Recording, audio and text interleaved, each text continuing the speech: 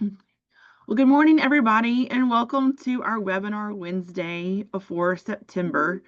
We're excited to see you all here this morning, and today we have a good topic to talk about our 4-H consumer decision-making contest. And this topic actually came out of the need of a couple of people during basic 4-H training back in August came up to me. It was like, hey, we really want to do this contest, but we need some help learning how to do it. And so like, okay, yeah. And then we decided to do it now. And so I'm really excited that Chantel from McKenzie County is going to be co-presenting with me today. And so she has always a lot of teams and youth are real successful at the state contest. So if you have never done this contest before, want to get going, we're going to walk you through it today and have your questions ready to ask. And we also have Megan Vig. She's going to also talk about how she's trained some of her teams and how she sets up a county contest as well. And first, I just want to thank my consumer decision making team. I couldn't do this alone. So we have Carrie Helgo, Katie Thompson, Katie Henry, Tori Peel, Angie Rost, Marilyn Larson, and then Chantel. So I really appreciate these ladies that get together and get this contest put together for all you guys. And so thank you all. And if you have any interest in joining the committee, we always are looking for more people as well. So I'm going to turn it over to Chantel now to kick us off, and then we'll kind of go back and forth. And if you have questions, put in the chat box, and we'll get those answered too. Okay, hi everyone. So kind of like Megan said, we're just going to go over the basics of what the consumer decision making contest is. I'm going to talk about a little bit about how I do my practices in our county contests and just kind of keeping our team interactive. Please let me know if there's any questions throughout the whole thing. This is just works for me, and that doesn't mean I'm the expert at consumer decision making contests. So if anyone else has any tips or tricks or things that they do in their county, please feel free to share. So can everyone see the PowerPoint? Okay, so we're gonna go on for that. Let's see if I can, there we go.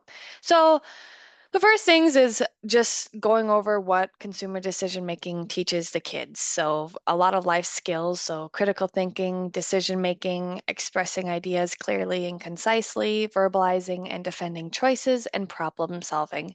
I've found in my kids that have done consumer decision making that also do other contests, or I see them in other different events. I really notice the public speaking and the decision making. I have a couple junior leaders that are in consumer decision making, and so when we have our meetings, you can really tell the difference of how they evaluate decisions and how they're working together as a team. So I really think they're gaining a lot of life skills from this contest. So the different age categories in this contest, we have the beginners from age 8 to 9, juniors 10 to 13, and seniors 14 to 18. One thing I do want to kind of note is that 13-year-olds must compete as juniors and can't move up to the senior team. I know sometimes that's been a confusion on my end too. The reason for this is when a senior team, if they win at state, they can't 13-year-olds can't go to nationals, so it just makes things very clear and concise if we just keep them as juniors and then they have another year to learn as a junior before moving up into the senior category. So to start off with kind of the categories, we start with like the standards. So when your kids are looking at their consumer decision making and their can't think of the word, but they're looking for standards. So this is the criteria in which the classes are items are judged. So they are found in the situation statement. So you're reading the situation statement and you're trying to find the standards. They are listed in order of importance. So as you're reading through the situation statement, the first standard will be your most important, and the last standard that they talk about will be the least important. So when we're looking at our different age groups, our beginners won't have more than 4. So they'll have up to 4 standards. That could mean they could have anything below 4 standards, but they won't go over. That just makes it easier for these young kids to comprehend everything that's going on. Our juniors and seniors can have up to 6 standards. So this doesn't mean they're going to have 6 standards, but they have a little bit more to make it a little bit more complicated for the older group.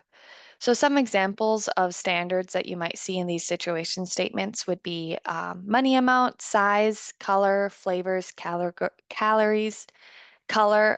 It all depends on the category that is chosen that year is the type of standard you'll find.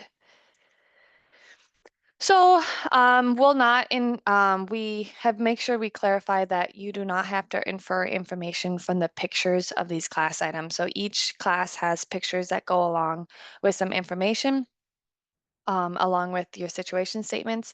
We want to make it clear that you do not have to infer any information. So one of the big things is when color is a standard, you won't have to figure out if that color is blue just from the picture. So it will be either stated or it will be listed below in the name or in the information given on the pictures.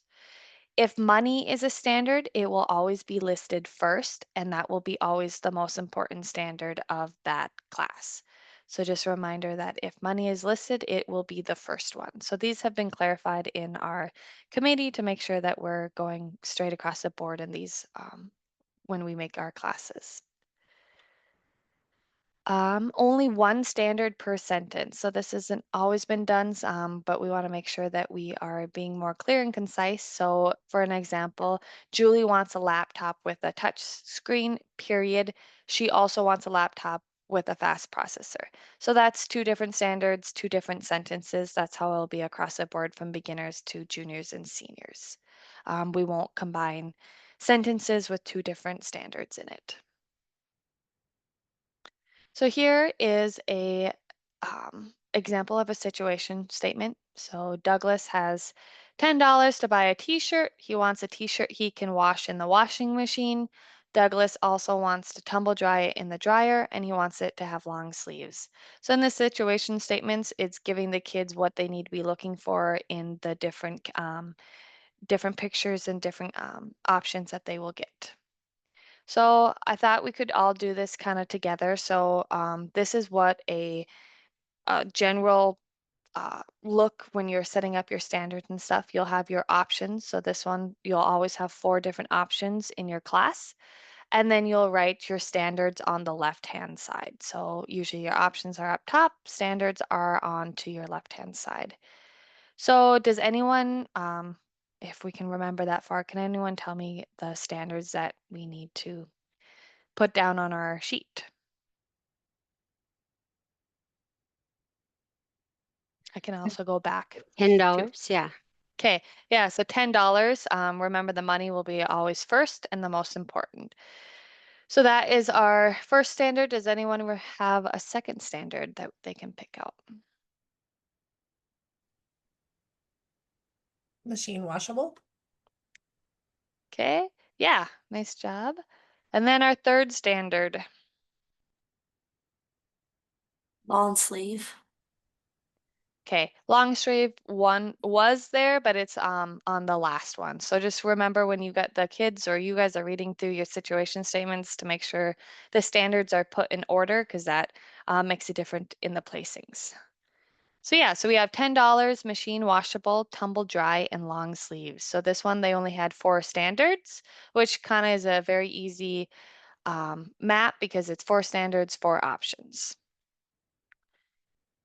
Okay, so next then they put a Arizona long sleeve t-shirt. So these are usually what the options are in this picture form. And then we have to, how I have my kids do it is I put, you can do it multiple different ways, but I have them put an X if it meets the standard and they leave it blank if it does not.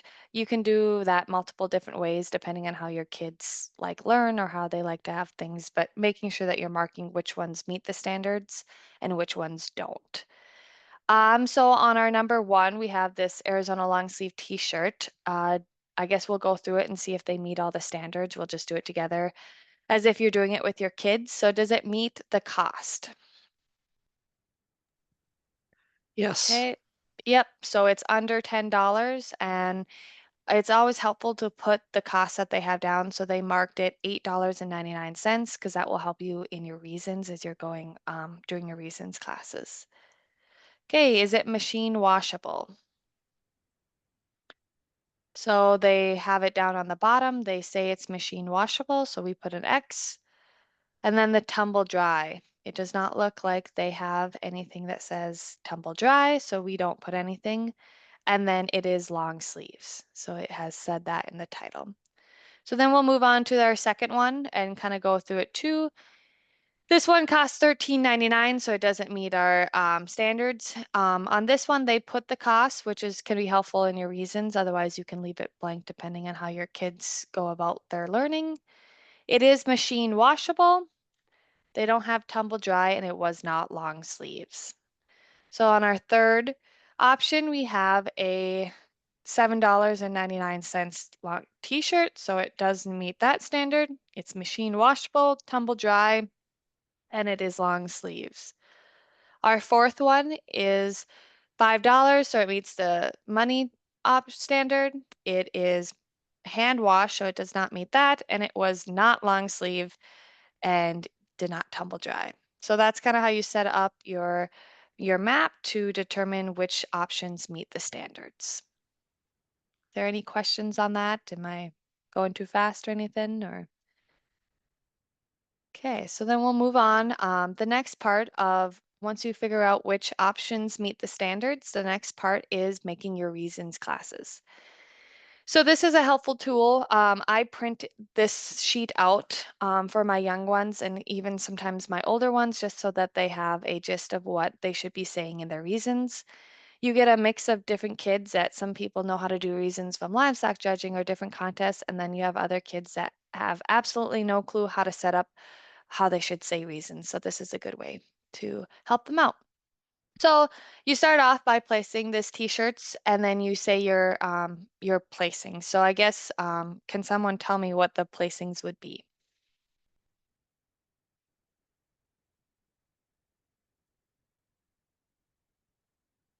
Three, 1, 4, 2. Correct. Yeah, 3, 1, 4, 2. So just kind of going through why that's the placings. Your number 3 meets all the standards. Your number 1 has the next most amount of standards. Then they pick 4 over 2. The reason they pick 4 over 2 is because 4 meets the most important standard, where 2 does not. Even though they both have one standard met, the number 4 option has the most important standard met, where number 2 has a second important standard met. So that's kind of something to remember. You can have 2 options that meet the same amount of standards, but you're looking for making sure that they meet the most important standards. That's why it's really important when you're reading through the situation statement to make sure you're putting your standards in order as they come, as you're reading them. So they place this class 3, 1, 4, 2. So then you would put it up top, and this is what they would say first. So I place this class of t-shirts 3, 1, 4, 2. And then you'd go through, I place 3 over 1, and then you'd give the reasons why you place 3 over 1. So that would be because 3 can be tumble dry, where 1 cannot. So that's how you would word it. And then you'd go into the next placing. So then you would place 4 over or 1 over 4, and then you'd say the reason. So you'd look at the standards under 4 and under 1. And you would say 1 is machine washable while 4 is not. So just kind of going through why each standard is higher than the other. And then they also included 1 has long sleeves while 4 does not. Your next one is you're placing 4 over 2. And you are saying because 4 costs less than $10 at $5, while 2 costs $13.99. The importance of putting the prices with all the options is so that when you're saying your reasons, you can use these prices to put yourself ahead of other kids. Instead of just saying because 4 costs less than 2, you have the numbers to back it up. This is kind of a tricky one for some kids, them putting the grants in the reasons.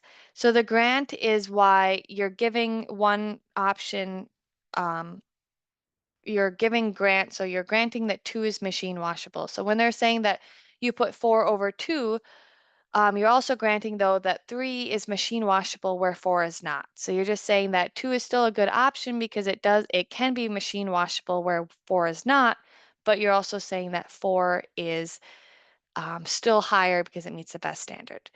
Does that make sense to people? I'm not sure if I'm making sure I say it right and if it's confusing to anyone. Okay, doesn't look like anyone's confused. So then you also place your last, you're making sure that you say which option you place last. So they're placing, I placed 2 last because of the reasons of it costs more than $10, it cannot be tumble dried, and it does not have long sleeves. So those are the reasons you place 2 last. And then lastly, when you're teaching your kids to do reasons, you say they have to go over for these reasons, I place this class, and you go over your placings again. So 3, 1, 4, 2. So in the reasons, you start off with your placing and then you end with your placing.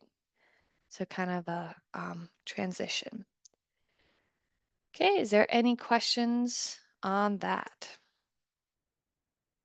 There was one in the chat, Chantel from Crystal. She asked if the younger ones can write it down like it is here and read it off, or if they have to memorize it, and if the older ones need to memorize it to present.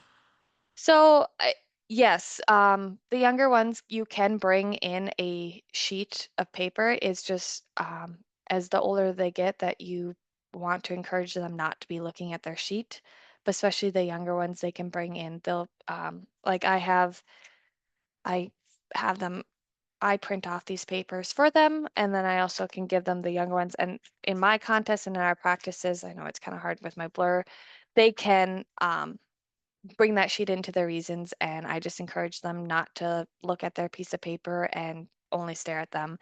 I really want them to get used to talking to a judge and looking them in the eye, especially as in the senior division. That's really going to set you apart. If you are looking at your sheet the whole time, you won't be placing well.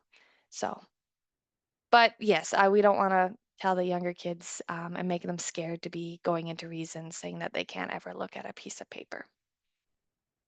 So, okay. Let's see where. Okay, and then those are the reasons. So, and then I think Megan, you are up. Okay.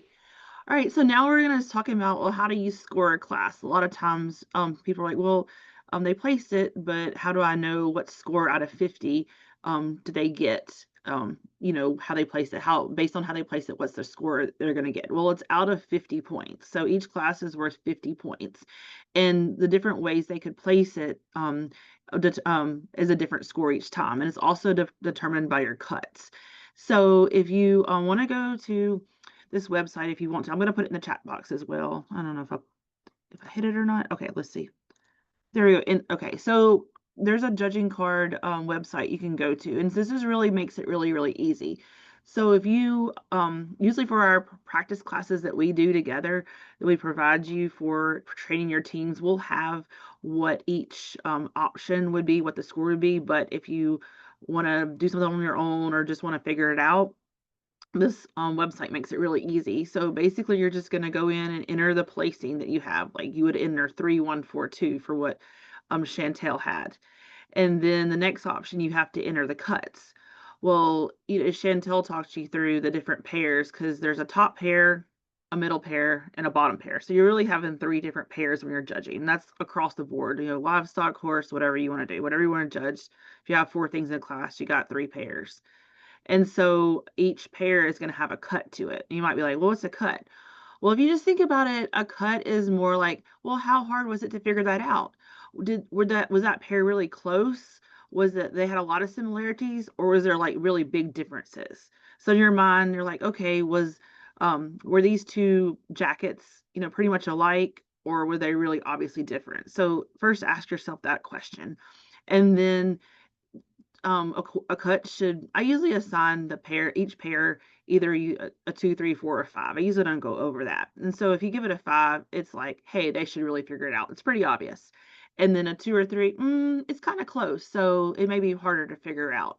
So if you kind of think about it that way, then you can kind of assign your cuts. And the cuts are whatever you want to make it. So it's just very subjective, whatever the contest superintendent, you as the agent, whoever wants to put the cuts on. So you can put whatever cuts you want to. It could be, I could come along and put cuts on it, And then Carla or Chantel might have a different opinion of the cut. So it doesn't really matter as long as you're consistent of how you assign them for your contest.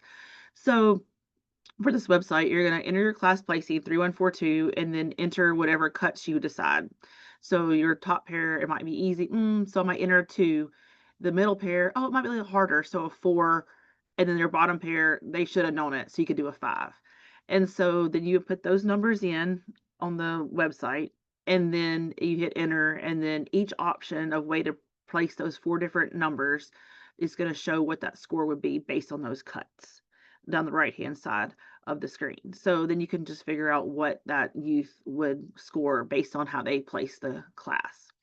Another thing to think about is if you really want to dig into more about how how to hand score it, that's in a publication that is also posted on the Google Drive. I'm not gonna teach you how to like hand score it when it's so easy just to put it in the website, but there is a method to figure it out. Also, your 3 numbers for your cuts, don't make it be over 15, because then you would start getting to negative numbers for your scores. So don't go really high. So 2, 3, 4s, 5s are pretty good. Just stay away from adding up to 15. Does anybody have any questions about that so far? Okay, we can go to the next slide. Okay, and then this kind of goes along with Crystal's question a little bit earlier about the how you're going to score your oral reasons. So at the contest, we usually have them do 3 sets of reasons, 1 per topic area. And so this is just a guide we give the judges to say, hey, how do I score them based on what they said? And so again, each set of reasons is out of 50. And so you see at the top, correctness of information, that's worth 30 points. Do they use a proper terminology? Do they organize it in a logical way? Is it accurate? Do they miss the placing? Did they place it correctly? So, they could give a really good set of reasons, and they could miss a top pair, middle pair, or bottom pair. So they could score really well on presentation, but you could dock them on correctness of information. And then presentation, you get 15 points. That's total of 15 points there. And then going back to what Crystal asked, it says do not read notes word for word. And so I really think if you're at the state contest for seniors, you shouldn't be walking in there with notes. And so the juniors, a lot of them do have their notes, especially it's their first contest. And so I feel like our reasons takers kind of take that into consideration. But for state contest, seniors should not be taking their notes in there to read off of word for word. And so the judges will score them accordingly. And then how do they look? Are they nicely dressed? Are they in their 4-H attire? So that's worth about 5 points. So this is another subjective idea for who's scoring their oral reasons. And I tell people when we have them at this, we've had our state contest, that if one judge scores lower, just as long as they're lower across the board, like when we were scoring this past summer, I noticed that one judge, she scored a lot lower than the other ones, but that's okay if that judge is consistently lower for all the youth. It's okay. It's going to equal out just fine. Now, if you had one judge that was higher and one that was lower scoring the same class item for reasons, then you might have an issue, but we only had like one. The same reason taker took all the reasons for that topic area, so it's not going to matter. So I just want to throw that out there, that if one judge scores lower, if you only have that one judge, then as long as he or she's consistent, then it should be okay. So you can use this as a guide to kind of help give it to your judges and go over how they can place it. And so it kind of gives you a range at the bottom of how to, inaccurate reasons, well organized and delivered. So they say 31 to 35, 20 to 25, follow the reasons order with little information other than class name. So kind of give you a way to kind of start out for scoring those reasons. Okay, next slide. Okay, so our study guide, and so our team that I mentioned earlier today, we met after program planning a couple of weeks ago. We had a great meeting, very successful. We're an excited group. And so we picked our topic areas for 2026. So we're going to do athletic shoes, bedroom furniture, and milk alternatives, meaning that not everybody can have dairy products, but there's also alternatives out there for milk. And so that's what that means. So those are our 3 areas for this next season. And we'll be providing one sample class per topic area. And then our team said that they're going to have the study guides and the sample class available by mid-December. And then the county classes, which are your practice classes, what you use for contests, what you use for training, however you want to run your contests, your county program, should be ready in mid-March. So we're trying to get it done a little earlier this year. That's our goal. Okay. Let's see. And the study guide is basically, if you don't know what a study guide is, it's just the information that the youth need to go over and know about that topic area. And so it's just a few pages to read to educate them, good learning experience about those topic areas that will help them to complete the classes when they judge. That's what a study guide is. And a sample class is just kind of an example, kind of simple, like kind of what Chantel went over when she talked about Douglas and his shirts. That was kind of like a sample class. So that's what that means. Okay. Okay, next one. Okay, groupthink. We added this in, I think, 2018. And so we added this because they do groupthink at the national contest. And so it was time that we just did it for our state contest as well. So it's pretty much like a team problem. They do a team problem typology, I know. So same idea. And so this is when the team is presented a situation in one of the three topic areas. So it'll be either the milk alternatives, the shoes, or the bedroom furniture this next year, and it have the same topic area for juniors and seniors. The juniors just won't be quite as complicated or as many words or as many standards in the situation as the seniors. So the team has 10 minutes to process it and present. And so I just want to stress that it's 10 minutes total, not 10 minutes for the team to read it, talk about it, and then present. They have to get it in all in 10 minutes. So that's really important. So there were some questions about this past year. And we're going to add it to the score sheet. And so when you're practicing with your youth, you'll always have that in front of you that, hey, you get 10 minutes total. So basically the judges watch them, the team reads and evaluates the situation, they talk about options, and they present their final decision of what they decided would best meet the results for that situation. And there's two judges that judge the whole time. So when the team walks into the room, there'll be two judges sitting there. Okay. Let's see, next slide. So this is just to clear it up. The teams do not have to place all the options they come up with. So if they come up with, a rain jacket, a vest, a puffy jacket, an insulated jacket, a long jacket, all these different things that possibly could be alternative solutions for their situation statement, they don't have to place all those in order. They only have to talk about the final decision. And so I just want to make sure that's clear across the board that they're not expected to place everything they came up with. They just have to decide as a team and come to consensus and talk about that final decision that they think is best. And so they're scored on participation. Did everybody participate? Were they creative? Did everybody get involved? They can't just have one person sitting there. Everybody needs to take on a role. There's really not a right or wrong answer. As long as it makes sense, they're going to do fine. And so they can get 200 points per team, and each judge can assign 100 points. So that's how they can get up to 200 points for groupthink. Okay. All right, so this is listed on the worksheet on the practice material. So they're going to state the situation. You might have one youth to just read it off and have everybody else follow along. And then they need to come up with alternative solutions. What could be some ways, if you're talking about jackets, what are some possible jackets that meets this person's needs? And then they need to be sure they write down the standards that they want like maybe a waterproof jacket, one that's long, one that's, has a hood, whatever it is. Make sure that those are all listed, and those are going to be from the situation statement. And it's okay if they want to add an additional standard. And so they could add additional standard that's not necessarily in the situation statement, and that's also kind of gives them options, a way to be creative. As long as it makes sense, they could add an additional standard. And so I just want to be clear about that they can add something on. Then they need to evaluate it based on the standards and then come to a consensus as a team. What's the best choice for that person in the situation statement to meet their need? And then they talk about that to the judges. Okay. So our state contest, I mentioned that for the judging portion that we have 6 classes, 2 classes per topic area.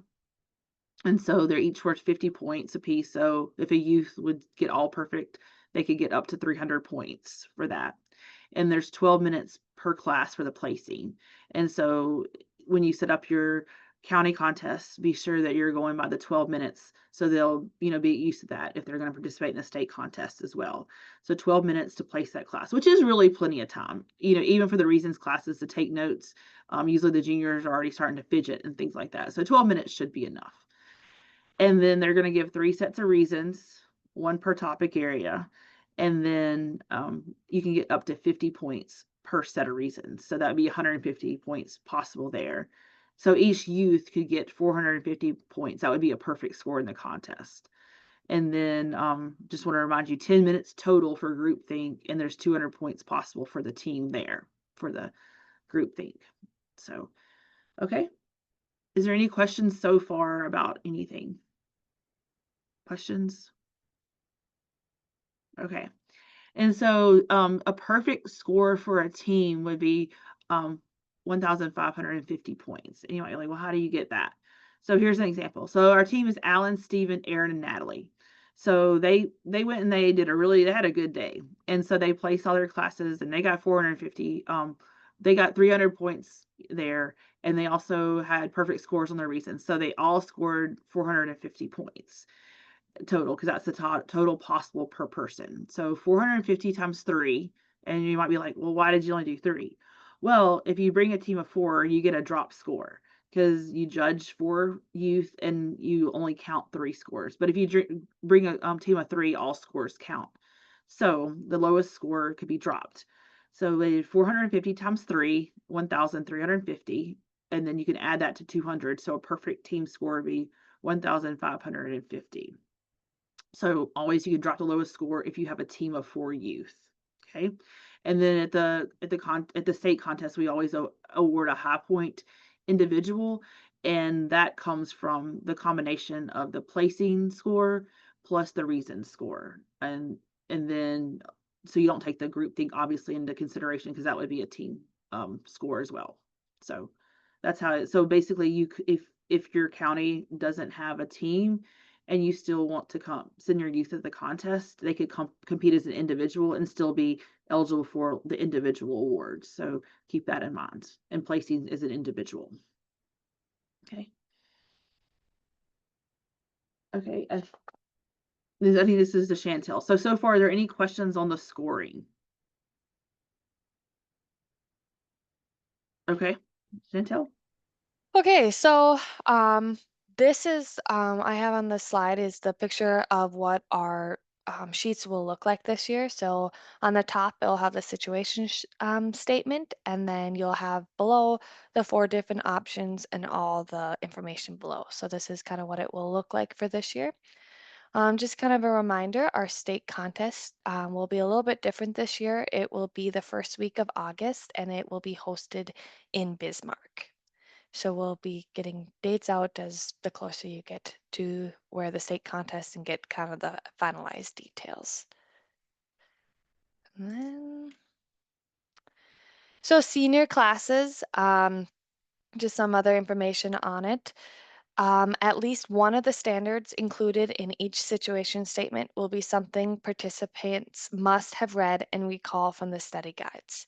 So when we release all the information for this upcoming year's CDM contest, there will be study guides for each different category. So you'll have 3 different categories, and there'll be a study guide with all the information the kids will need to know about that topic. So with like the milk and milk additives, they'll have all this information, the different types of milk, everything you need to know about it. And this is where we stress the kids need to know this information, because as a senior class, one of the standards they will have to have memorized from the study guide. So if they're looking for something, they might have to, here's an example. For water bottles, Tina wants a small water bottle. Well, the participants must recall from the study guide the ounce size of a small water bottle. So if small water bottles are like 12 to 16 ounces, they have to know that, and they have to read the study guide. So we're just kind of stressing that the seniors, they need to up their, it's not the same as juniors and beginners. They need to have known the study guide and comprehend all the information that is on there. So then we're going to roll into county training and county contest discussion. I think I can go first, and then I know Megan is gonna, or Meg is gonna present to a little bit. I'm just gonna talk a little bit about how I set up like our practices and our county contests that I do in Mackenzie County. Like I said, it could be different at each county, and it's kind of different depending on the kids you have.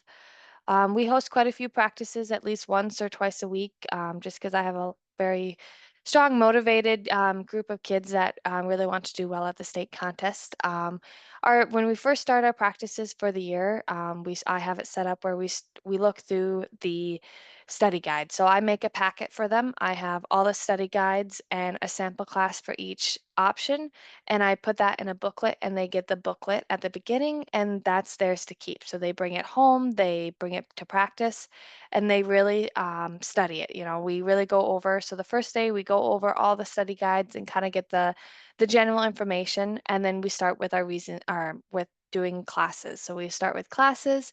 And then as the practices move forward, we do a lot of one day we'll do practices and we'll go through reasons and we really hammer out like one subject in one practice. And then the next practice, we'll just do group think the whole practice. So really practicing up on the skills. The more they do it, the more comfortable they're at. I have them do reasons to different people in our office. Our county contest, they bring in a new judge. So just getting them comfortable talking to people, I think can make a world of a difference in um, how they do at contests. And then so we just kind of hammer through one practice, one topic, and we just kind of repeat and repeat. One thing I have found that has really helped with my kids is they are really passionate about consumer decision making, but they are still kids. So we do a fun activity in each practice. So my kids are really into stick horse barrel races right now.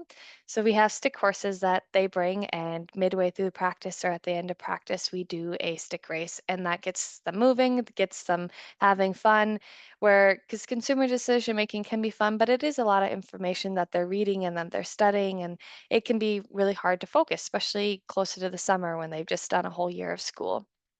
So one thing I would recommend is kind of breaking up your practices.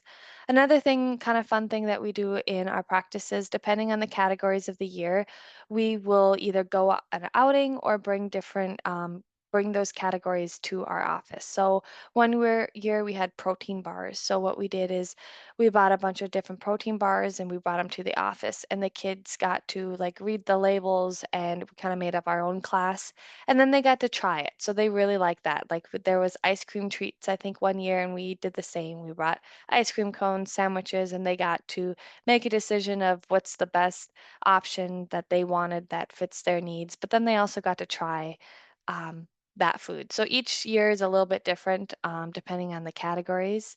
Um, so this year, you know, it's milk additives. I'll probably buy a bunch of different types of milk, and they get to try them, but they also are learning their class too, and they're learning how to do reasons, just kind of making your practices fun.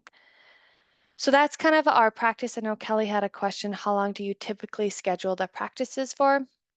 I do 2-hour practices just because 1 hour is not enough. But if I go over two, my younger ones kind of lose focus and all that. So, but if I'm practicing with just seniors, you can go a little bit longer, just kind of know on your age group. One thing I found that really split up if you can get some volunteers or other coaches to take the beginners and juniors while you work with your seniors, because it's really all how they process words, how fast they read, how comfortable they are speaking if they need more help. And so then our county contest, what I do is I set it up the same way as a state contest. They do so many classes, 1 to 2 classes per category, and then they do a couple reasons classes. Some years I do groupthink, some years I don't. It really depends on our group of people. If we have teams already made up, sometimes I use the county contest to decide who's going to be on a team, and then we'll do groupthink like after the contest just as a practice. So that's kind of how I set all my stuff up in, I guess, my county. All right, I'll go next. Chantel, thank you for sharing, because I wrote down some tips that I appreciated you talking about on how you have the stick horse races, because I can definitely tell that the kids, when I've practiced with them, they reach a point where they definitely need a brain break. So I'm going to incorporate ideas like that for next summer. In Steele County, I start with the county contest right away. And I haven't had kids where I've had to turn them away saying you can't go to the state, but I've done the county contests first and they come in and they just do it without the study guides. I kind of give them a refresher. And for those kids that have never done it before, like a quick sample class of this is how we do it and just clear up any questions that they have. But we just jump right into it. So county contests first, and then once we figure out who's going to be able to go to go to the state contests, who wants to learn a little bit more, they're invited to our practices. In recent years, and I shouldn't say it like that way because this was the third season that I've brought kiddos up to the state fair. But this summer and the previous summer, just with the constraints of time, we've had 3 practices. And those 3 practices, they'll have a theme. So the subject area, going back to the study guide, I will have two practice classes. They'll do 1 or 2 sets of reasons, depending on how well behaved they are that day, and a group think. So we'll end the practice on a group think. Uh, Parts of the contest. And so we've only met 3 times from the county contest to the state contest. And it's hard just to balance the sports schedule and then other things going on in the community. And then I think that's about it. I do love the idea of taking the kids out on I'm kind of blanking out on a field trip. I did do that when I had a team in 2023. They made it to the national contest. We did go on a field trip. I'm kind of not in the best of locations to take kiddos to a grocery store or a bigger box store to look at products. But in that case, when I had a group of 3 individuals go on to the national contest, we did make a day where we went to Fargo and um, we we took those study guides that the national contest provided us, and we just went through Target, and I think Target was our main store, and we just touched on different parts that they could have been presented with in their class and in groupthink scenarios. See, Natalie asked a question about how many kids we can take to the state contest from the county. And there's no limit. So the county can bring as many kiddos as they would like, as many youth as they would like. And so I believe, Chantel, you've had a couple of teams from Mackenzie from the junior and the senior side. And so you have a county Mackenzie 1, Mackenzie 2. And so that's a possibility. Natalie, is if you could have a Pierce 1 and Pierce 2 for the juniors and the seniors. One thing I would like to add to that, that I kind of forgot to mention earlier. Yeah, you can take as many kids, as Meg said, that you as a contest. So last year I had 2 junior teams and a senior. We didn't have a full team, but we joined with another county. One thing I would like to kind of stress is don't take kids that are not ready.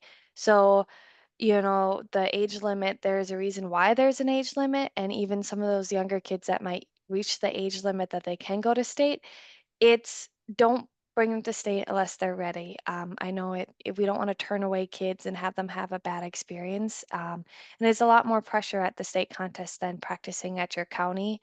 It doesn't hurt to have them do another year of practices and getting used to the contest and how it runs from your county, and then bring them to state when they're ready so that we aren't having a negative experience, especially since, your juniors it's a wide variety of ages, and your older juniors are really gonna have a strong placing, and we don't want to discourage any kids.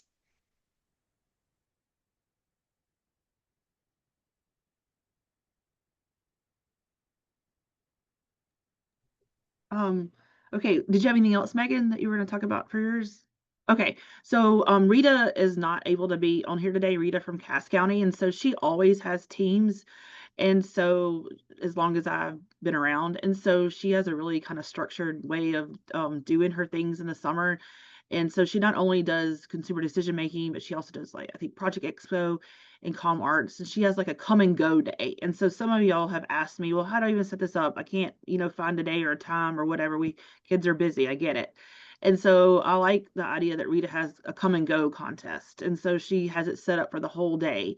And so they can come in and, place these classes, turn it in, give their reasons, and go.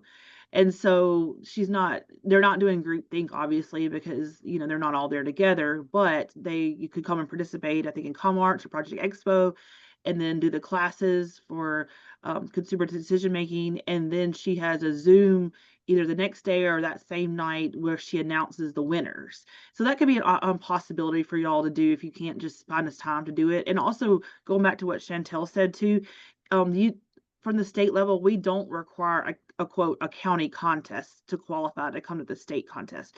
You can decide however you want to bring your youth, but going what Chantel was saying too, that just make sure these youth are ready. Do not let the state contest be their first experience, because we've had a lot of younger youth to cry. It's a lot of reading and a lot of things to do, and a lot of it can be stressful to them. And so we don't want that to be a bad experience, because then they may not come back. And so, like Chantel said, even if there's a 10-year-old, even though that's pretty much the age to come to the state contest, if they're not developmentally ready, then have them wait another year, because we want them to have a positive experience when they come to the state contest. So just keep that in mind. And 8 and 9-year-olds can judge as juniors, but I just want you to be cautious about that, because 8 and 9-year-olds are pretty young. And so unless they are really ready and been doing this for a while and can read all that, and be in a situation with lots of people, other youth, then just hold off until they're 10. And so I know some of our agents on here have dealt with the criers who have been there, and it's not really fun to do that, because then they usually don't come back, and then they don't have a good experience. So just keep that in mind before you let that be their before you send them off to the state contest and this next time around. So again, we don't have any limit. We usually have about 80 to 100 participants in the state contest. So we're not totally huge. We're manageable. So we don't have a limit of how many teams or youth you can bring. So I think the more the merrier. So like Chantel usually has 2 or 3 teams and juniors, and then you can have a couple teams and seniors. So we have not had to put a limit on that. So bring whoever you want to. And then, as we were talking earlier, if you only have 2 youth, then you can also pair up with another county. So only 2 counties can pair together to form a team. So not 3 counties, but 2 counties can come together. So Chantel could have 2 youth that want to participate, and then maybe Megan Vig has maybe 1 youth, so they could form a team together. So it could be a combo county team. So we just want those youth to be able to participate, and then they could meet up ahead of time on Zoom or however you want to practice some group think. And so that could be a good experience for them to do that, as opposed to just competing as an individual, and they have that whole team problem solving experience as well. So anybody have questions about setting up a contest? Yeah. Megan, I just have a comment. Our consumer decision making has been declining in the last few years. So this year, what we're going to do, we always have Clothing Review, Project Expo, and Communication Arts on the same day. And so we have that downtime of where we're waiting for the judges, to finalize and look at the scores, or waiting for one contest to end. So what we're going to do or try this year is, during that downtime, is we're actually going to do a consumer decision making contest or practice during that time, to hopefully maybe get kids more involved and to try it. The last couple of years, we've just been doing it. We send them the information, and then they do oral reasons over a Zoom call with the judge for those that have wanted to participate. Because honestly, we've only had about 4 or 5 youth the last few years. So Okay, that's a good idea. Yeah. And so like Rhonda's saying, y'all can make it however you want to. I just would say, as long as you practice with your youth before they come, or however you want to do it, it's totally fine. You don't have to have a formal contest. And also be sure you practice with the Scantrons, because we do use Scantrons at the state contest. So don't let them come to state contest and never have seen the Scantron before. So that's also an important piece as well. So Chantel, do you practice all the time with the Scantron, or? How do you incorporate that? We usually do our one practice before our county contest. We'll do like a mock, like how to use the Scantron, and then they'll get practice at their county contest. And then when they're in state, they've at least seen it twice. Okay, any other questions about setting things up? And there's no limit of how many classes. Like if you're like, oh, I can't do 6 classes for my county contest, we'll just do 3, start small, or just do informational, or just, hey, come learn about this. It doesn't have to be high stakes. It could just be a learning experience. And then you could say, hey, are you interested in this? And then you could start letting them meet together as a team to prepare to go to a state contest. So that's another idea. So I think sometimes people think, oh, I have to have this fancy county contest, but you don't. Just think of another educational experience for your youth. So, okay. I have a Um, question. Sorry. Yeah. Mine is in what to give them when they're preparing. So we do hold contests or workouts, we call them, together. Is there an easy, like, one button on the Google Drive that I know I need to print this for them in preparing? Is the preparation for the contest different than, I know the classes are different for I'm just mumbling because I don't know what I'm talking about, but the classes are different for the workouts or for the practices than they are for the test, correct? Or for the contest? Yeah, Daniel. I guess, yeah, they are different. What I do for preparing, it's not just like a one-click thing, but I print out all the sample classes and all the study guides, and I give them to the kid, and then I have printed versions of like the other classes to do as like your practices throughout the thing. Does that kind of answer? Are you? Yeah, it seemed to me like it was so both junior and senior, you would give the same thing. So there's different junior classes and then there's senior classes. So And it when you really say, depends. oh, sorry. Go ahead. I think it really depends on like how your kids are doing. Sometimes I only do the senior classes if I can, if I see that the juniors are excelling and stuff like that. Yeah, and they're labeled then sample, you say. So I'm looking for the sample ones to use for practice. So the sample one I usually put in a book so that they can see, and then there's the Megan, what's the name of the other classes? I'm blanking. I just call them like county classes. So if you Yeah. want to go the next slide too. Okay, so I'll share my Google Drive as well too, Danielle. So on the Google Drive, if you go to Google Drive under contests, consumer decision making, there's going to be a folder there, and it's going to have all these different resources. So it's going to have the study guides and the sample classes in there. And so you can find that there. So I think, let's see. You want to stop sharing, Chantel, and I'll go to what I have pulled up with the Google Drive. Okay, let's see. If I'm remembering correctly, so Danielle, the juniors and the senior sample classes, I believe they're the same. The That's right. beginners are different. Right. So I'm inside the consumer decision making folder I was just talking about, Danielle. And so this is what you see when you open it up. Like the registration sheets are here, like a practice sheet for the oral reasons, kind of what Chantel went over. And then judging cards, all this is kind of front facing. And then do you see this folder right here? It says 2025 sample classes. And so the junior and senior, it's going to have the sample for the jackets and vests and the meats and the laptops. So I think, so if you want to print those and the study guides for your youth, that would be a good starting point to use that. Okay, so maybe it's more pertinent to say what's the difference between the sample classes and the study guides?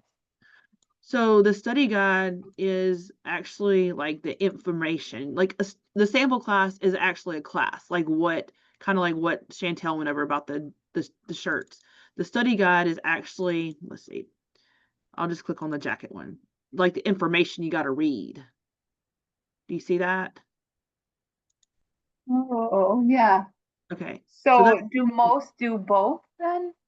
Because that's what tells them about what to do in the sample class. Does that make sense?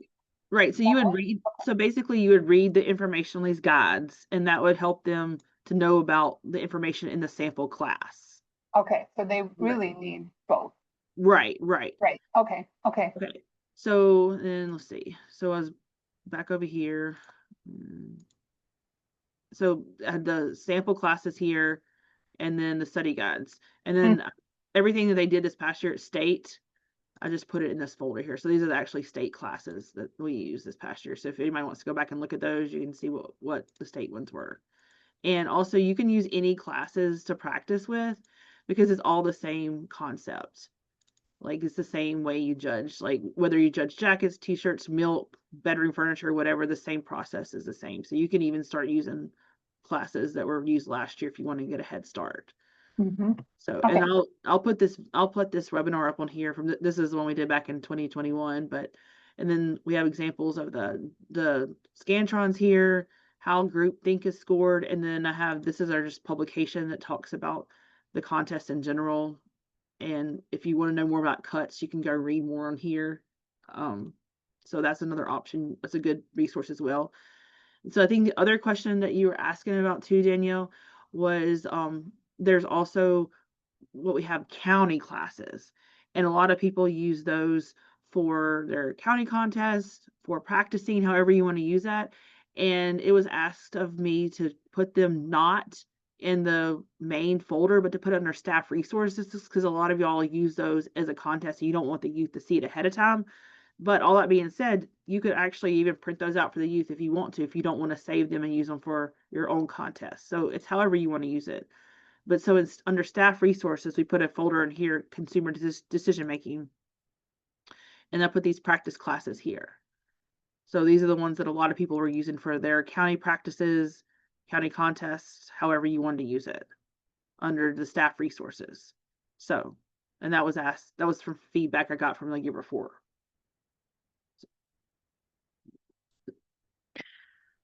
I just threw a question in the chat and I don't know if I'm clear or not, but, and I'm sorry if I missed this because I had to take a phone call, but when you do your practices, can you use the current study guides, but not the actual situations so the kids get more used to and understand the study guides? Does that make sense? Like this year you're doing milk as one of the classes. So if I had a practice, can I go through the study guide with them? Or is that against the rules?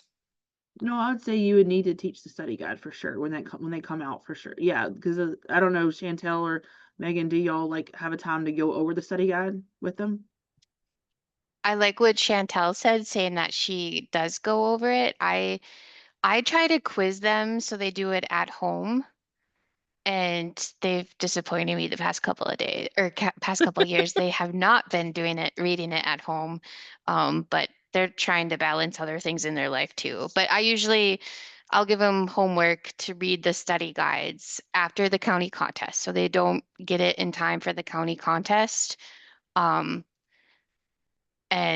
then I tell them, come back with questions for me to try to stump me, or I'll try to quiz you and stump you to make it fun that way. But yes, we use the study guides because there's background information like insulated jackets, how much fill of insulated jackets is for, mild season weather versus cool season weather. If you don't have that study guide, I wouldn't know that. And I wouldn't assume my youth would know that either. So those study guides are nice because it gives that information. One thing that I did with my youth this year is coming from the classroom, I went ahead and I took the study guide and made a video game using Blooket. And so I created the questions so the kids could do those while they're in the car driving or things, so they could study the study guide without having to read the study guide. But that was a Blooket game. So I guess, sorry, I'm just a little confused here. When you do the study guide, like Megan, when you were quizzing them and stuff, do you do that after your county contest before the state? Because I don't have anyone that goes to state. So is that okay? Because in the past, we've always used previous year's topics because we didn't know if that would be just to get them used to the system and how to do a consumer decision-making contest. So do you when you have a practice for your county contest, is that okay if we use this current year's topics and go over the study guide with them? Just as long as we're not using the same, what they're actually going to have as their contest. That's okay, correct? As long as the study guides in the contest, they're this, I mean, they're matching up on their subject areas. Okay.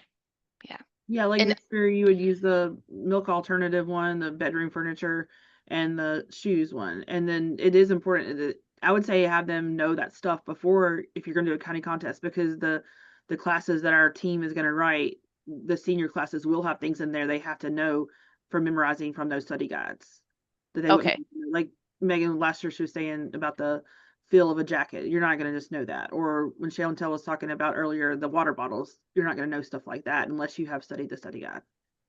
Okay.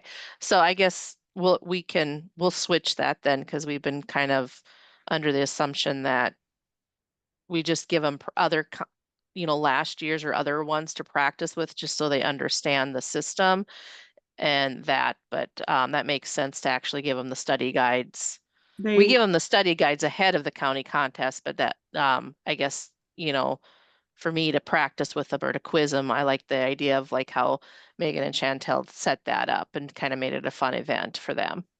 Well, if you can definitely practice, like if you want to start practicing now, you can definitely use the classes from this past year. But I mean, they're probably not going to know some of the stuff in the classes unless they looked at the old study guides in order to fill it out. But it could be good practice to teaching them, hey, you're going to have to use a study guide to fill out these classes. So that is a concept that you need to remember.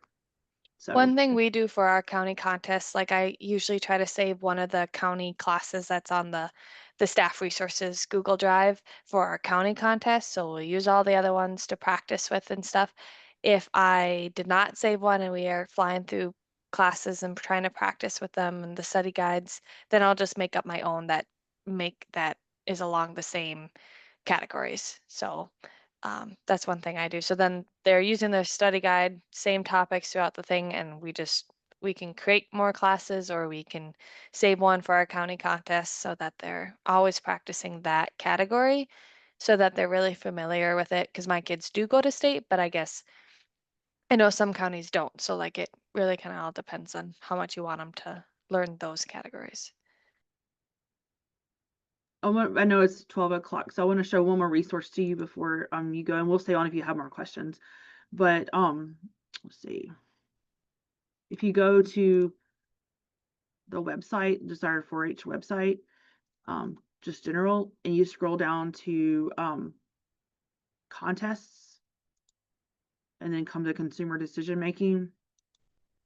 We're not going to watch it, but there is a Powtoon here, a video that a few years ago, a team with Caroline Holman and a few other people, and some people that have already retired from Extension, they put together these Powtoons about the different contests. There's one for ComArts, there's one for Project EXO. So this could be another opportunity if you're trying to introduce the project to youth. You could let them watch this Powtoon, kind of talks you through simply how to do this contest. So on the website, and then contest consumer decision making.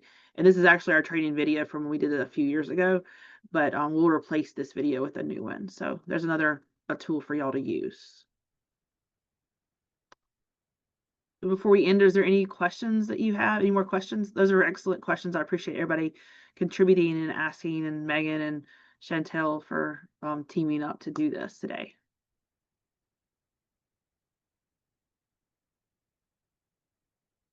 Okay, well, we'll end it now, but I'll stay on for a little bit. Erin, Chantel, and Megan, if y'all have any questions.